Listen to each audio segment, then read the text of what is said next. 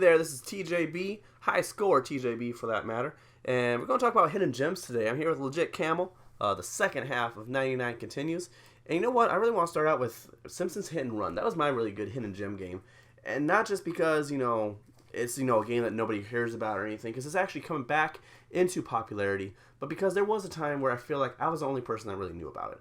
I feel like I was the only person that was parading around saying, hey guys, I know it's a Simpsons game.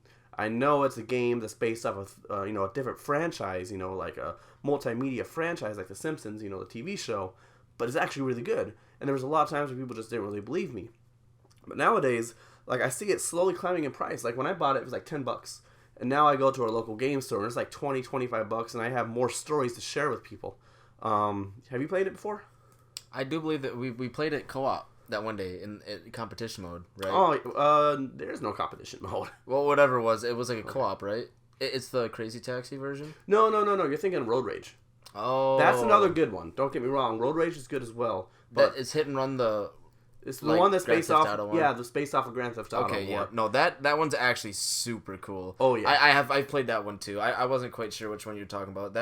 The Hit and Run game is super awesome because it's the only game that lets you completely explore Springfield. Oh yeah. Not only that, but it is so deep in collectibles. If you're a Simpsons fan like I am, it's hard to look on TV or go on Hulu or every Simpsons ever and see an episode that I have not seen before. Like, I have seen a lot. And so some of these collectibles are really cool. Like, there's cards that have, like, Jebediah's, Springfield's head, the statue, the deflated football from, like, one of the episodes. And it will tell you not just, what it is, but it will show you what season it's from, what episode it's from, and it will have a quote from the actual episode scrolling below. So it's actually a very deep game, and it's very deep in characters. And something that a lot of people don't understand or think about, I think, the driving mechanics for this game are so on point. Honestly, I've got to say, we're in the PS4 Pro, Xbox One Scorpio, about to be Nintendo Switch era. I have actually yet to play a game that has as good as driving physics as Simpsons Hit and Run. Like, that takes the cake. I'm talking Forza and Gran Turismo. As far as driving physics in a game goes, drifting and everything, sometimes I put in Hit and Run just to drive. I'm not even kidding. And I play a lot of driving games. I'm giving it that much. I gotta say, I don't think the driving is, crazy accurate like Forza, but it's definitely, it's really responsive. And for an arcade-based game. I will say it's super fluid. Like, there's not any point in it where, in the Grand Theft Auto games, I think that's one of the biggest gripes I had with a lot of the older ones. Oh, yeah, Grand Theft Auto 3 you felt like you had no rubber on your fucking tires. You felt like you had just slicks on or something. You're just sliding all over the place constantly in those games. In Grand Theft Auto 3, I always remember, especially with the lighter cars like the Banshee or any of the faster cars you got, especially the truck, I always felt like the bottom part of the car, like the four tires and let's say a metal frame connecting all the tires, had weight. Everything else kind of swung to the left or swung to the right when you drove, and they definitely fixed that up. Like in Grand Theft Auto 4, I think it's pretty good. But, I'll move on to my game now. I picked Enslaved Odyssey to the West as one of my games, and this was, a game that I got back on the Xbox 360 when it was a Christmas present. I was super hyped about it because, this was a time when I was super sick of first-person shooters, and this game kind of looked like it was going out of the box. It's, based in a post-apocalyptic world where, everything's taken over by robots, essentially, and there's only, a select few humans left alive on the planet. And it's just it builds a really good relationship between the main character and the and the girl that he's trying to kind of protect. And they kind of get a love interest that never gets completed. The story is super good and entertaining and but the ending's just really bad for it. So I'll give you fair warning on that if you are at all interested in it. The combat system's pretty fluid. It doesn't have any crazy combos in it. It's kind of it's kind of a beat 'em up almost, but what kind of genre is it? If you had to, if how we compared Hit and Run to Grand Theft Auto, what would you compare this to, if anything? I mean, it's kind of a weird game just because there's a couple different elements. Sometimes you got to use a little bit of stealth to get past the robots rather than just going up and attacking them straight up. Other than that, like I said, you can go up and actually attack them, and it's got a pretty mediocre combat system. It's kind of like a. So is it a third-person shooter? No, it's not a shooter at all. Like I said, you have a guy with a staff. That's your weapon is a staff, and like you get power. You actually have like a level up system in the game, and you kill enemies. You get little orbs, and you can get new moves and stuff like that. I don't know if you've played Spider-Man 2 for the PS2 like that. Like you know how you gain points and you can get new moves like combat moves. Yeah. It'd be like that kind of combat system where it's like it's not super great. But, it gets the job done where it feels good enough. Like, you press XXA and it does, like, a small combo. So it's definitely not an RPG by any means, but there is some kind of control to your character to where you can create it more to what you want to do. Yeah, so, I mean, like I said, What's the price point on that lately, do you know?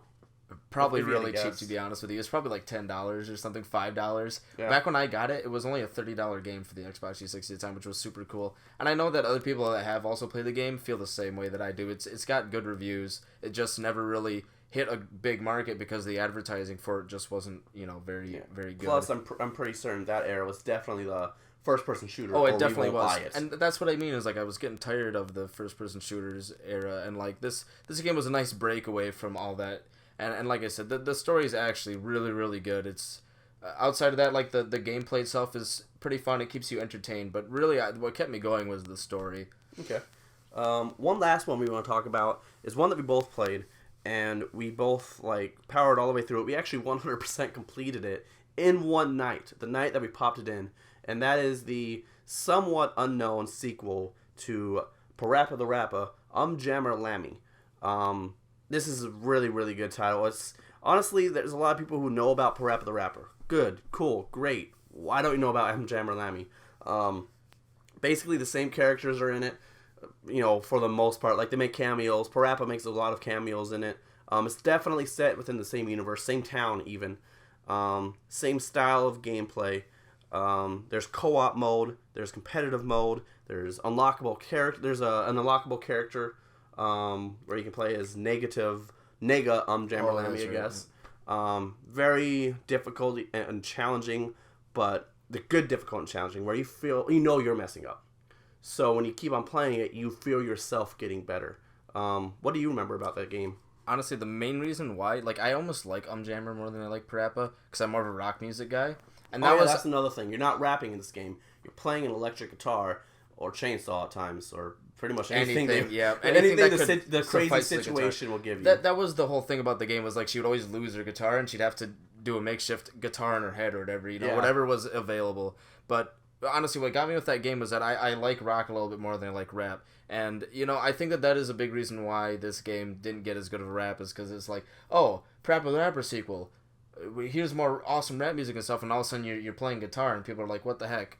But honestly, this isn't just like a sequel where they're just like, oh, let's just make more songs and stuff. Like, they actually made the hit detection on your buttons a lot more accurate than I remember in Parappa. It was a lot easier to do, like, the button combos for certain, I don't know how to explain it, but basically, like in Guitar Hero, it would be like going from Guitar Hero 2 to 3, right? Mm-hmm. How, like, the button presses just feel more accurate. Oh, yeah, yep. It felt a lot more accurate playing Jammer, because there were times in Parappa where I'm like, I swear to God, I hit that combo perfectly. And, like, it just didn't feel like it registered. And Jammer improved on that. Plus, it just had a boatload of, like, extra content. I remember when you beat the game, you got to play. You got to do all the rap songs as Parappa.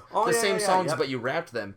Which is, like, so all the complaints about people were like, oh, there's no rap in this game or whatever. It's all guitars. Like, you just had to beat the game. If you beat the game, you can get Parappa and you can do all the songs in rap form, which is super cool. So it's almost like getting a sequel and then a whole nother game on top of the sequel. Like, honestly, there was so much value in there. I mean, you played a lot more Parappa than I did. My introduction to the Parappa universe, I guess you could say, was Jammer Lammy. That was the first time I ever played anything like that. But I seriously think that is so worth its money, because it's so much more deep than Parappa, at least from what I've noticed. Like, with the multiple game modes and the replay, oh my god, the replayability and all that stuff. But yeah, just not enough people know about that. It's like $15 or so now online. I don't think it's that much. It's like $10, exactly. And that's like for a full copy. That's not even just disc only or anything. Like that. You get it with like the manual and the labels and everything like that. Like, honestly, I don't understand why people. It got a bad rap for honestly kind of no reason. Excellent game. Oh yeah. I would say definitely pick it up. The songs are even, honestly, like, everybody remembers the old Parappa just because the songs are super catchy. The songs in this one are just as catchy and as well written. So, yeah, but yeah, those are our 3 hidden gems we're going to call out. Simpsons Hit and Run for the Nintendo GameCube. Enslaved Odyssey to the West for the Xbox 360. PS3 as well? I do believe it's on the PS3. Okay. Hit and Run is also for the game PlayStation 2 and the Xbox as well. And Jam or Lammy, which was a PlayStation 1 exclusive. All of them very cheap, except for Hit and Run. Grab that while you can. But yeah, I hope you enjoyed this, and we'll talk to you next time.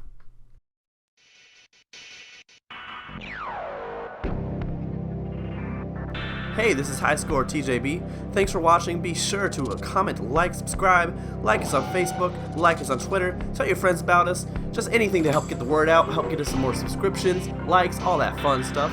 If you want to see any more videos, click any of the links shown here, and see you next time. Bye-bye.